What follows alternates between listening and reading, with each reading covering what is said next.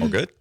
All right, perfect. All right, let me just scoot this right here. Another question, real Yeah. quick, because I know it's also video recorded. So, Yes. like, let's say I'm moving to get water. Like, will that be edited out, or I'm just overthinking Yeah, it? you overthinking. Okay. Yeah. Yeah, just pretend as if the camera is just a casual observer, as if you and I are at a restaurant and somebody over there is able to see us. We're not focused on that person. We're not focused on performing. They're just watching. Okay. Yeah, they're just watching. Thank you.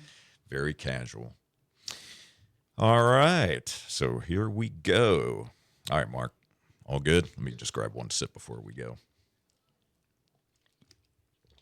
All right. Let me make sure I did turn off my notifications. Yes, I did. Okay, perfect. All right, here we go. Hey everyone, you're listening to Business Minds Coffee Chat, and I am your host, Jay Scherr. I am super excited. I have got a fantastic guest with me in the studio. But before I introduce her, I'd like to start with a quote. Healing isn't about fixing what's broken.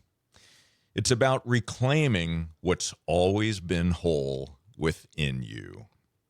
Well, my guest today is originally from South Florida and moved to Palm Coast in 2022. She's a board certified psychiatric mental health nurse practitioner. She holds a bachelor's degree in nursing from Florida Atlantic University and a Master of Science in Nursing from Nova Southeastern University. She's a partner to Junior and a proud mom of 3. And when she's not working, you'll likely find her spending quality time with family, traveling, hanging out at the beach, and enjoying different restaurants. Please welcome the founder of Sunshine Psychiatric Care, Rhonda Richardson. Rhonda, it is so great to see you. Thank you so much for being here today. Thank you so much for having me. I appreciate the great introduction. Absolutely. Question for you with the introduction. Is there anything that I missed that you think is important for me to point out? I feel like you hit all the highlights, so thank you. Absolutely. All right, great. So I thought a good starting point for us to just kick the conversation off would be for you to share with all of us maybe 2 or 3 words that you would use to describe yourself. Yeah. Okay. So, 2 words I would use to describe myself, I would say passionate Okay. and caring. Okay. Passionate and caring. Well, with the type of work that you do today and the career that you have decided to pursue, those are 2 pretty important words, I would say. So, would you say that being passionate and caring, has that always been part of your DNA? Yeah, always Okay. since childhood. Since childhood. So tell me, let's talk about that a little bit. So you grew up in South Florida. Talk to us a little bit about growing up. What were you like as a young child, and what was the family dynamic like for you? Yeah, absolutely. So I am the youngest of 5. Okay. So growing up in South Florida, I mean, I had a great childhood. I was the baby, so just kind of probably annoying my siblings a lot, but just always rambunctious, curious. We were always really busy in sports. Mm, My parents both worked really hard to support a family of 5. So I grew up like watching that work ethic, and I feel like that really has, shaped me into who I am today. beautiful. So in terms of sports, what was your go-to sport? What would you say you were the best at? I grew up cheerleading. I know a Okay. lot of people say it's not a sport, but I beg to differ. There you go. I'm not going to argue with you on that one. Okay, great. So, when you were young, did you have you're still young, when you were That's right. younger, did you have a vision at all for what you expected your life to be and become, and what kind of career you think you wanted to go into at that stage in life? Yeah, actually. So when I was young, I used to want to be an anesthesiologist. Really? Yeah.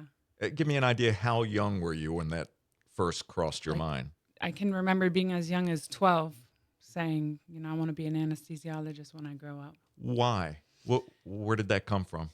I've just always been a really caring person, so I've just always been drawn to the medical field Hmm, and just seemed like a cool career. that's so interesting. So I have found through my own experience, through my own life, from those who I coach and that I'm around, that there are experiences that we have in life, significant experiences that really do shape who we are. They don't necessarily define us unless we allow it to, but they can certainly shape us. What is one of those significant experiences that you've had from your life early on that you feel really did have a dramatic impact on the person who you've become? Yeah, well, I became a mom when I was 20, so that really was a pivotal moment in my life that has really shaped me into who I am today and has propelled me into where I'm at right now. So, Were you ready to become a mom at 20? no, not at all. Tell me a little bit more about that. What was going on in your life at that time? Yeah, so I mean, growing up through like middle school, high school, I was always an average student. Like I was never like great at school. Mhm. So in high school, the anesthesiology dream kind of faded once I realized it's about 12 years of schooling. Cuz growing up I was not ever like a straight A student or an honor roll student. I was a very average student. So it had me feeling like maybe school was not right for me. I mean, Mm. post graduation from high school. So Okay. once I graduated high school, obviously my mom was like, "Come on, like we need to sign up for college." And I'm like, I need a breather. I'm not ready for that right now. Like I don't really know what I want to do just yet.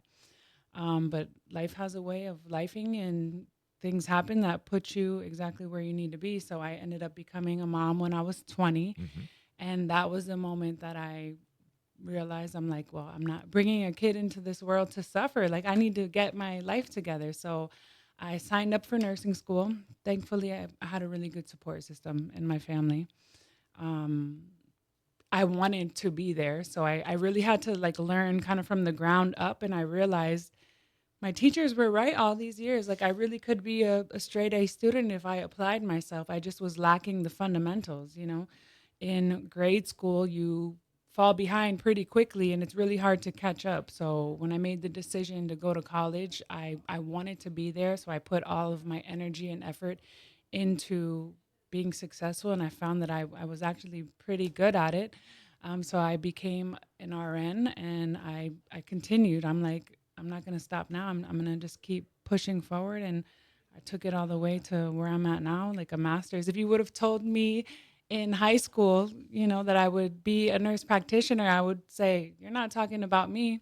So it's really cool to see, how things happen in life that bring you to exactly where you need to be. Cause I feel like right now I'm exactly where I need to be. And like, it's a really good feeling. Oh, that is so good. And there's something that I am thinking about as you were sharing part of that story when you had mentioned that you were an average, and I'm using the word average because that's what you gave me, an average student.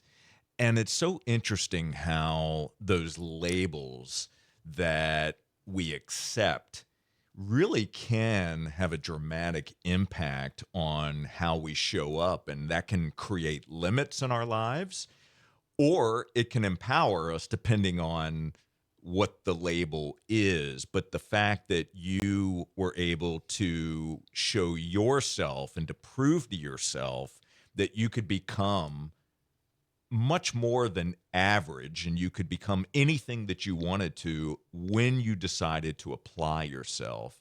And I think that's a very powerful lesson for all of us, that no matter where we've come from and no matter what we've been through, that those experiences, they don't define who we are. We get to choose. Yeah, We get to choose those stories, and we can change at any time. absolutely. So I love that example. So when you became a mom at 20, obviously it had a dramatic impact on how you saw your future and what it really sounds like it gave you a lot of motivation, It right? To change and to become the best version of yourself. How else did becoming a mom at a young age impact you? Give us some other examples of how that changed your life and your outlook. I mean, becoming a mom at any age, it forces you to grow up because you're no longer the priority. Your child's the priority. So, Hmm. at that age, I was seeing my friends like out enjoying life, and my priorities were different. I wasn't there anymore. So I really just kind of put all of my focus into what I needed to do to set myself and my daughter up for having a great life. Now, was the father of your first child, was the father in the picture? No, but Okay, thankfully, my longtime partner, Junior, like he's been an excellent father figure for her. So I'm super grateful for him. beautiful. Yeah, that's so good. So, when you made the decision to go into nursing, had anyone in your family or people that you were around, had anyone had a nursing background or experience? No, so actually, neither one of my parents, graduated college. My older brother, he's always been a really positive influence in my life, actually, my older brothers. My oldest brother is a teacher, like he has his master's degree, but nobody was in healthcare Mm, at the time. My second or my youngest brother, who's 6 years older than me, he's actually a fireman, but like at the time, nobody else was in healthcare. okay. I always have just been really drawn to healthcare. Like I've always just loved people. So I knew from a young age, I wanted to be an anesthesiologist. That didn't work out, but even when I made the decision to go back to school and get a career, like it was always going to be healthcare. Like there was no other option for me. Yeah, It yeah, was a that's calling, honestly. I love that. That's so good. What is the most difficult situation that you've experienced in life up to this point? The most difficult experience, I would say probably losing my sister. She passed away unexpectedly, almost 2 years ago, and we were like very close. She was one of my best friends, so that has definitely been a difficult experience. Tell us a little bit more about your sister and share with us a little bit behind the curtains of what that experience has been like for you and how you have taken that experience and what you've taken away from it. Yeah, So, share a little bit about her and what the experience has taught you. yeah, absolutely. So my sister Tara, she literally was like the funniest person I know. We were very, very close, like from my early 20s up until she passed away. But she could like brighten up any room, like always high energy. Like everyone just wanted to be around her, magnetic, if you will. But life happens, and she got hooked on drugs, and you know you, you always think like that's not going to happen to my family, you know what I'm saying? I don't know why, but that thought goes into your head. So she ended up passing away of a fentanyl overdose, and that has honestly just changed everything in my family life. It's been really difficult. So anytime I encounter a patient or anyone who's struggling with substance abuse, like I always bring up her story because I don't want her death to be in vain. And if I could share her story with someone and save a life, then I know like she would be proud of that. So, Rhonda, we're going to hit pause on our conversation. We're going to take a brief break to thank our amazing sponsors. My friends, don't you go anywhere. You're listening to Business Minds Coffee Chat. We will be right back. All right, you doing okay? Okay. All right. I don't know. Am I? Yeah, you're doing a great job. Okay. You're doing a great job. I want to talk a little bit more about that situation when we get back Mm-hmm. because I think the impact of that and how it affected your family and relationships, I think is very important Mm-hmm. to explore a little bit if you're okay with that. Yeah. Okay. All right. Okay. All right. You ready to dive back in? Yes. Okay. Mark, we all set on your end? All right. So bear with me one moment here. All right, we're back. And again, you're listening to Business Minds Coffee Chat, and I am in the studio today with my very special guest, Rhonda Richardson. We've been having a fantastic conversation. We're going to keep that conversation going right now. So, Rhonda, before we took the break, we were talking about family. We were talking about your growing up and what your career aspirations were, becoming a mom at 20 years old. Some really interesting information. And then we're also talking about your one of your older sisters, Tara, who passed away. And I wanted to talk about that situation just for another moment or two. So she passed away due to a drug Yeah, overdose, fentanyl. fentanyl. Yeah.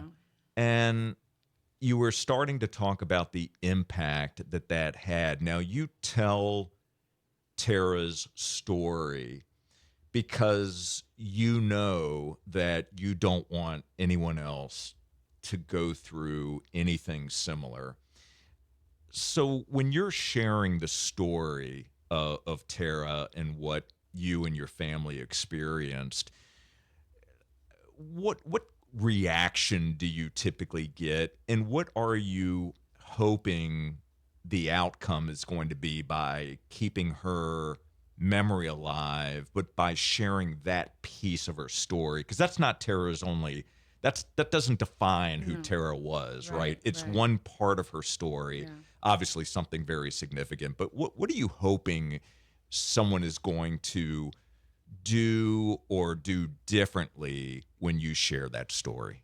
So when I share her story, the main point I want to get across is it's not safe to experiment with drugs. Not that it ever was, but now more than ever, it's not because there's literally fentanyl in everything, So that's the point I want to drive home. Like it's not safe to experiment with drugs, and I don't know.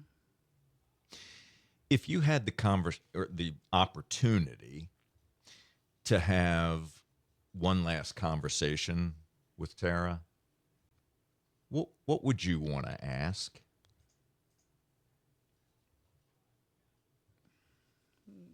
What would it take to help you? I mean, those were conversations like we would have frequently, but when someone's in addiction and they're not really admitting that there's something going on, it's just a really difficult situation to navigate. You know what I'm saying? Someone has to acknowledge that there's a problem so that then you can together find a solution. But unfortunately, addiction is a disease, and it truly alters the chemistry in the brain, and it's just a really difficult situation to navigate. So anyone struggling with addiction, like my heart breaks for them. Yeah, as does mine. I think about that we have to meet people where they are. Right. And to your point, and it's a very important point, that until someone is ready for change, Right. it's difficult, very difficult for that person to change. Yeah. And so I feel for you on that one. So if you were to write your autobiography, what do you think a good title for that book would be? Hmm. I would say a good title would be "You Can Overcome Anything" with the right motivation and determination, because it doesn't matter really like what you've been through in life. I kind of gave you a little bit of my background. Like I wasn't always this put together person with their life together. Like I've gone through some things in life, but it doesn't matter what you've gone through. Like your mind is the most powerful tool that you have. So whatever you put your mind to, you can make anything happen. That's such a great outlook and a philosophy to follow as well. So, what type of content do you typically consume? Give us a sense. First of all, do you enjoy reading? I'm I don't really have a lot of time because I'm a busy mom of three, but I have some audiobooks for sure. Okay. So, To audiobooks is your. multitask. Okay. Got it. Got it. So, what's on your audiobook playlist? What kind of things do you enjoy listening to? I like listening to like self-help books, anything that I feel can improve my life in any way, or if it can give me some golden nuggets to help someone out. So things like that. Okay. Very good. And if you were, if I asked you to rate yourself on a scale of, let's say, 0 to 100, with 100 being fully realized potential, right? Absolute rock star, with zero being, you know, I got a long way to go, nothing, right? Where would you rate yourself today on that scale of 0 to 100 in terms of potential, fully realized potential? I would say 60%. Life 60%. life is a journey and there's always room for improvement. I'm not anywhere near my fullest potential, but every day I'm hoping to get closer there. So So help me understand then, and I appreciate your response. There's no correct or incorrect answer. The answer is what the answer is, right?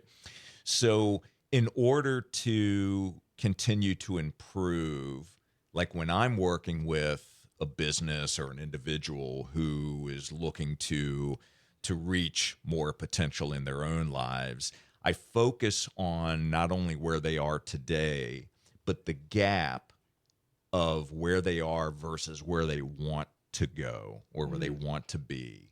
So, what are a couple key areas that you feel you need to focus and work on to reach more of your potential? And be specific with us. Yeah, absolutely. So, being a business owner, it's very easy to get wrapped up in work and to bring work home and kind of have it intrude on your home life. Mm, So, as a busy mom of three, I'm always like striving to have that fine line, not have work intrude too much on my home life that's going to take away from my time with my kids. But it's ever evolving because no one's perfect. You know what I'm saying? that's a good one. So, how are you at setting boundaries today? I feel like I'm pretty good at setting boundaries. Good for you. Yeah. Good for you. So in your practice, you obviously you deal with a lot of people who are dealing with depression, anxiety, trauma, all different types of behavioral challenges. How do you, and I asked about boundaries, how do you ensure that the work that you do and the conversations that you have, how do you ensure that that doesn't seep into your personal life and really overwhelm or consume you? Yeah. I mean, in the beginning, when I first started doing what I do, like it was hard, Hmm. right? Because I'm a very empathetic person. And when someone's my patient, it's like I'm immediately on their cheerleading squad. You know what I'm saying? So if they're not doing good in the beginning, I was kind of taking that home.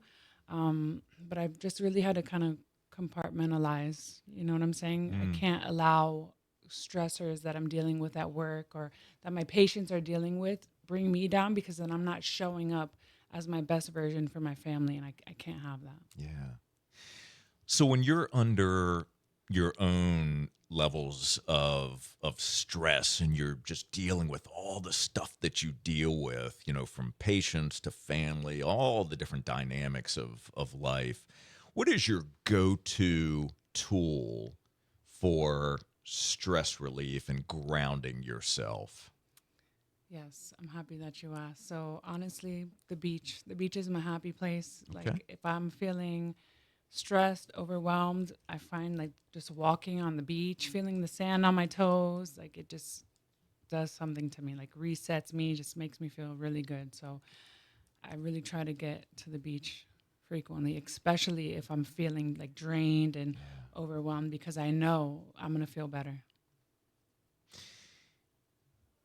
Do you feel like you're going to have to go to the beach after this conversation? No, it's been a great conversation. I figured I'd ask just to find out where we are. So, what